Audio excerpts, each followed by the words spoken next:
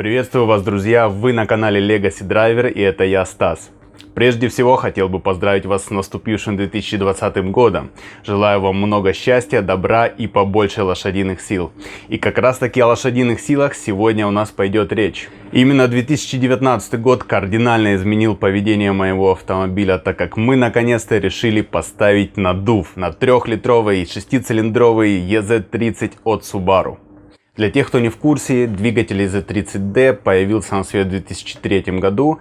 С завода он имел 245 сил и примерно около 300 ньютонов-метра крутящего момента. Это все на маховике, ну или на моторе. На свое время это был довольно-таки передовой двигатель с неплохой мощностью, с неплохим крутящим моментом. Разрабатывался он совместно с Porsche, кстати. Но, к сожалению, на тяжелом кузове Legacy его момента, его лошадиных сил не хватает для динамичной, хорошей езды, скажем так, езды, которая будет конкурировать с более современными соперниками, скажем, в лице тех же Audi S4.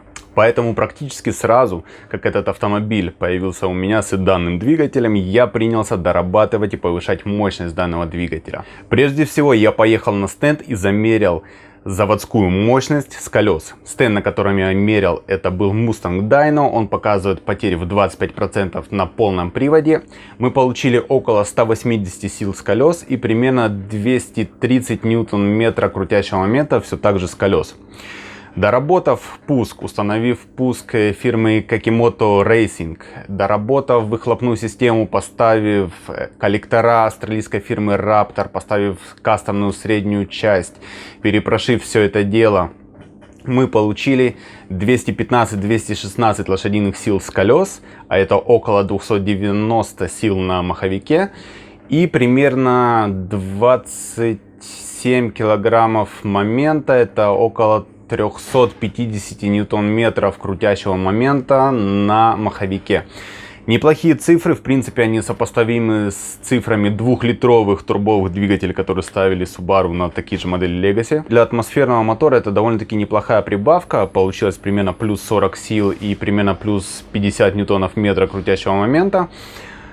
Но, к сожалению, этого в какой-то момент также начинает не хватать. И тогда мы приходим лишь к одному верному решению, это установка наддува. Что ты делаешь? Привет. Записываю видос. Ты запишешь? Да. Блядь, запиши. Так я стесняюсь тут выходить. Но прежде чем устанавливать наддув, вам нужно понять.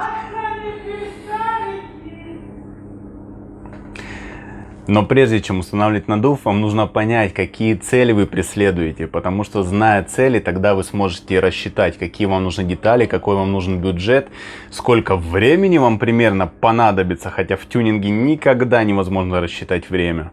Итак, какие же цели преследовал я? Моя задача была построить сбалансированный автомобиль на каждый день в кратчайшие сроки, так как мой авто является повседневным. Это моя единственная машина. В общем, ребята, если кто рассчитывал, что буду строить какого-нибудь драг-монстра на 700, 600 или там даже 500 сил, извиняйте, вам не сюда. Мне нужен сбалансированный, мощный автомобиль, на котором я смогу давать бой более современным, также полноприводным седанам, на треке, на серпантине, ну и, скажем так, не уступая им в динамических характеристиках по прямой. Почему так, ребята? Потому что постройка монстра — это очень трудоемкий проект, который будет включать в себя замену поршневой, установки гильз, возможно, вообще заказа нового блока усиленного, громадной турбины, полностью переделывать всю топливную систему. Также привода надо будет ставить более толстые, редуктора и так далее. Это просто один сплошной гемор. Так что, ребята, забудьте. Это долгосрочный проект, который может взять месяцы, если не годы. Ну, годы, ладно, окей, это я немножко загнул палку. Поэтому у нас остается два варианта. Или постройка турбо-версии на заводской внутрянке, или установка компрессора также на заводской внутрянке. Установка турбо на полностью заводскую внутрянку двигателя — это также довольно-таки сложный проект, где придется применять очень много кастома, поскольку у нас в стране нету мастеров, которые очень хорошо знакомы с данным 3-литровым оппозитником. Доверить такой проект я не могу никому в нашей стране. Поэтому единственный верный для меня путь был заказать готовый Bolt-On компрессор-кит от австралийской фирмы Raptor. Австралийская фирма Raptor уже давно работает с атмосферными двигателями Subaru, и ихний путь уже довольно-таки проверенный. Их фирма предлагает несколько видов комплектов. Более простой комплект суперчарджера, он же компрессор, без охлаждения. И второй комплект — это более совершенный комплект с водяным охлаждением, который способен выдавать намного больше сил. Но поскольку мой Субарик очень часто эксплуатируется на треке, производитель предложил мне специальную версию. На то время они изготовили лишь одну спецверсию для трека, которая была продана в Австралии. И я буду вторым человеком в мире, который получит эту спецверсию. Ну что, ребят, я думаю, вам, как и мне, будет очень интересно, сколько же можно выжимать лошадиных сил с EZ30 на заводском железе, при этом используя его каждый день и выезжая по выходным на трек дни. Так что я думаю, довольно слов. Ну вот она, долгожданная посылочка с Австралии.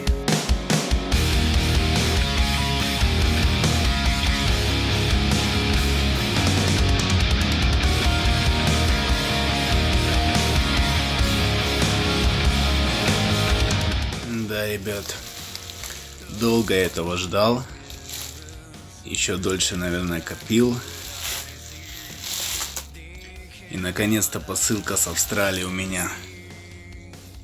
Вот такая вот улитка. Но это не совсем улитка, это у нас центробежный компрессор. Механический нагнетатель. Raptor. Как я говорил ранее, версия эта специальная серии VLCB X30R с дополнительным контуром охлаждения специально для трека. Так, давайте посмотрим, что еще есть в комплекте. Здесь мы видим кулер по типу воздух-вода, который устанавливается непосредственно перед дроссельной заслонкой. Также мы видим два фронтальных кулера. Это маслопомойка, которая будет использоваться в качестве резервного бачка для жидкости охлаждения системы. Вот как раз и патрубки системы охлаждения. Здесь у нас также крепление воздушного фильтра нулевика, стяжки металлические. Вот как раз таки помпа системы охлаждения. Вот сам фильтр нулевик с дополнительными патрубками. Клапан блоуов от Grady фирменный. Еще всякие стяжки, пайпы и сама плата крепления суперчарджера с ремнем. Форсунки на 550 кубиков, а также контроллер дополнительного воздушного охлаждения. В общем, вот такой вот классный комплект. И поехали устанавливать.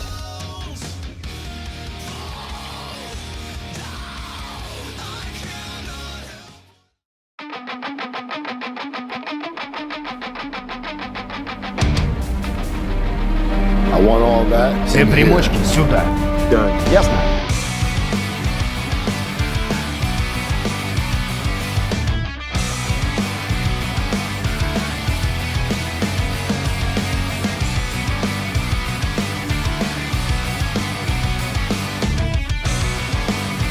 Итак, установку мы начинаем с тюнинга топливной системы. И поскольку топливный насос я протюнил еще пару лет назад, поставив насос от фирмы AEM на 340 литров в час, мы сразу переходим к установке топливных форсунок. На момент заказа форсунки на 550 кубиков были самые производительные, но теперь можно заказать специальную дополнительную опцию, которая будет включать в себя как топливный насос более производительный, так и еще более производительные топливные форсунки. Для установки платы под компрессор нам пришлось подпилить немножко ненужный выступ на насосе ГУР.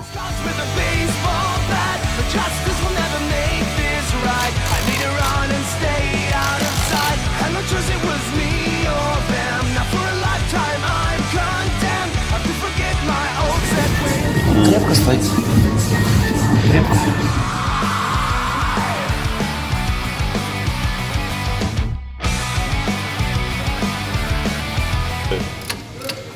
Прикольный чувак такой. О, какие же тачки стоят, просто пиздец.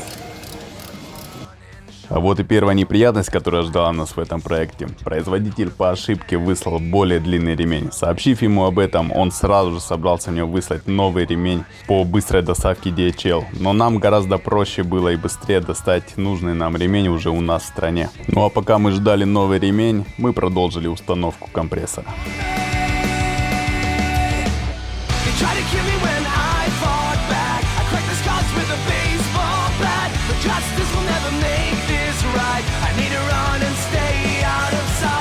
Дальше все шло по плану, и нужный нам по размерам ремень прибыл как раз вовремя. Туда ему выслать, да? Что скажешь?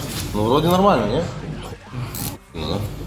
Я этих тюнером стал, блядь, без монохром, блядь. Врезаем клапан блоов в вакуумную систему двигателя. Шланг распиливается и ставится, я понял. Конечно.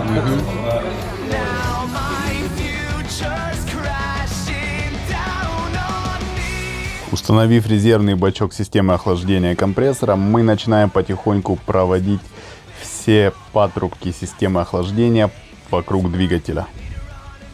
Для установки фронтальных кулеров, конечно же, придется разобрать весь передок. Также мы сталкиваемся здесь с небольшой головоломкой, так как на месте кулеров у меня уже стоят маслокулер и кулер охлаждения насоса гидроусилителя руля. Если с насосом руля проблем нету, так как я заказал специальный оригинальный маленький радиатор охлаждения, который ставился на специальной версии STI типа Spec C, то что делать с маслокулером и куда его разместить, нам придется хорошенько поломать голову. Сюда. Просто висят и пиздец. Ну что делать, у меня же тоже висит сюда.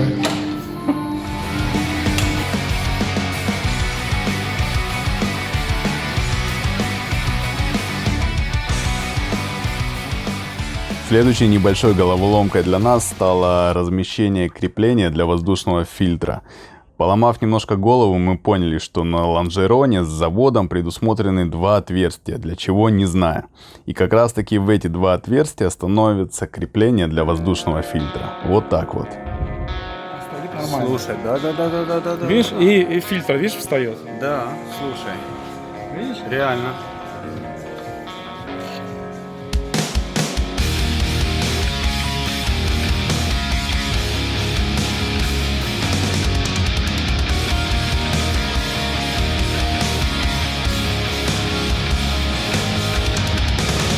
Во-первых, так не засирается сильно, потому что Не, знаешь, иногда просто там раз в полгода тупо посмотреть его состояние, ну, продуть вот это снимаешь снизу. подкрылок и там его видно. Охуеть. Давай, знаешь, что сделаем? Вот этот вот закрутим. Вниз. Ну, как бы наоборот, чтобы была, Ну да. чтобы была гиша оттуда, вот так. Да. Я тебя услышал. Правильно? Да. А то, знаешь, да, что получится? Потому что мы сейчас его закрутим так, и потом реально придется банку снимать. Да.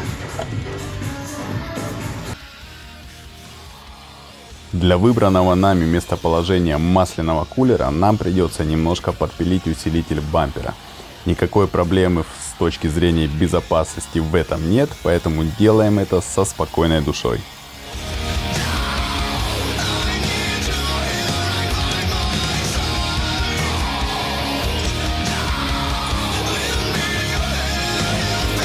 Надо, знаешь, что, все хорошо. И там, Давай выпилим нахрен все. ты зажал? А, ну все, вот он, видишь. Ну, ничего не зажимал. А эти небольшие трубки как раз таки являются радиатором охлаждения для гидроусилителя руля. Такой ставился в спортивной заряженной версии Impreza STI, и для его установки на Legacy требуется небольшое допиливание, в прямом смысле этого слова. Сюда нужно втулку завтулить, и туда нужно втулку завтулить. Вот так. Все. Вот давай те втулкину сюда, ебаном. Я же тебе говорю об этом. Уже полчаса тебе толкую, братан.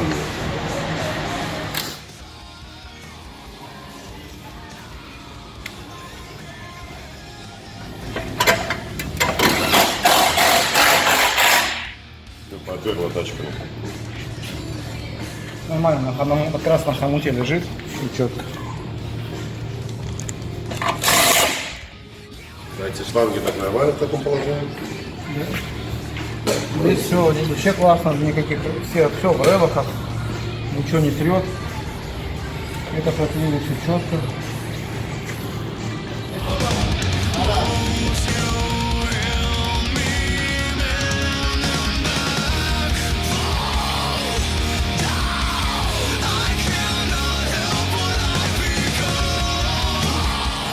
Насколько охуенно стал кулер масляный просто.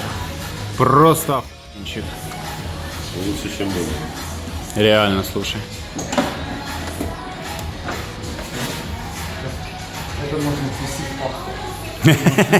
Это редкий бан.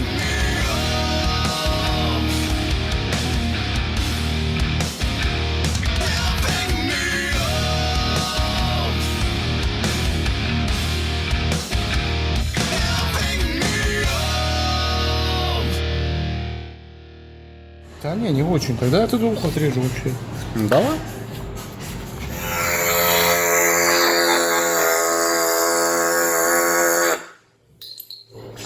Вот так. Вашингтон. Ой, все, блядь. 128 километров шланга, бля, лишнего осталось. Ну что? Вот это решение можно немножко вверх подать. Позвонил? Тебя отпустили? Потрясаешь, в магазин, здорово. Магазин. Друзья, а это как раз таки шланг дополнительного воздушного охлаждения, которое подключается к компрессору. Далее мы подключаем шланг вентиляции мотора. Специально для этого шланга предусмотрено отверстие в новом креплении для воздушного фильтра. And way down we go. And way down we go. Водяную помпу требуется установить в самое низкое место в моторном отсеке. Для этого как-никак лучше подходит свободное место возле бачка омывателя стекол.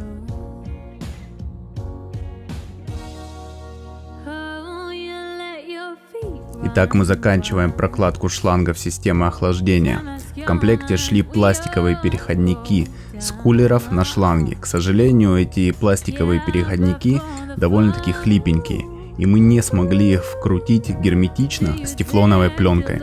Поэтому пока что мы попробуем их загерметизировать герметиком. А если это не поможет, то в будущем я куплю переходники из более прочного пластика, и тогда мы решим эту проблему. Till you fall, yeah, and they won't run you down till you go, yeah, so you can go no more, and way down we go. Функционирование системы мы пока что проверяем с помощью закачки воды. Попытаемся посмотреть, как работает помпа, и попробуем выгнать все воздушные пробки. Нет, она здесь не идет. Сейчас еще есть пробка, она еще не выдана. Есть пробка. Но здесь что-то на этом этапе пошло не так. Помпа с большим упрямством отказывалась прокачивать воду по системе охлаждения. Мы довольно-таки долго ломали над этим голову, и я уже даже начал отчаиваться. Такое вот завершение дня я совсем не ожидал. Попалась ли нам нерабочая помпа, или же мы допустили ошибку при установке системы охлаждения? Именно это нам придется теперь выяснять. Друзья, если вам интересен контент моего канала, не забудьте подписаться и включить колокольчик, чтобы не пропустить новые видео.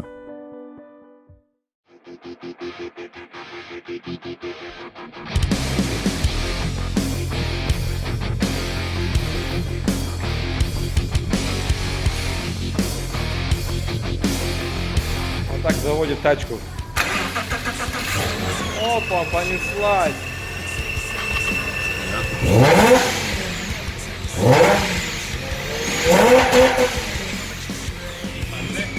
Some people catch you running, coming from a vision flame.